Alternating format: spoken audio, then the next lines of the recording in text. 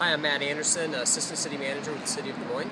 After about almost 10 years with the city's Economic Development Office, I spent a little over a year and a half with NAP Properties. And in that time, I learned a lot being back in the private sector. I had been in the private sector before, but going back, one thing that I took away was a better understanding of exactly the problems, the struggles that landlords and tenants are facing as we come out of the recession. It's a difficult real estate market. I also learned a nice perspective on suburban markets.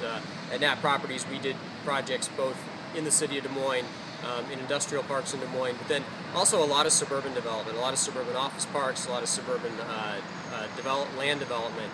And that was a perspective that I didn't have focusing strictly in Des Moines economic development. So I can take those lessons. And one thing I learned is that the other cities, West Des Moines, Johnston, Grimes, face a lot of the same challenges that we face here in Des Moines. They're not just Des Moines-centric challenges. The economic growth we saw, particularly in downtown over the previous 5 years, was very corporate-led. Large campus expansions by Wells Fargo Financial, Nationwide, and Wellmark. As we come out of the recession, it's not going to be the large corporate users that are going to drive growth and development downtown.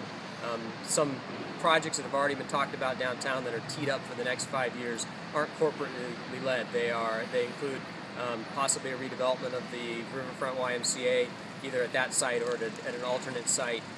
There's potential for a new downtown convention hotel near the events center. A new courts facility that could be located, it's been talked about being located either at the Penny's building or a new construction or at the Plex site.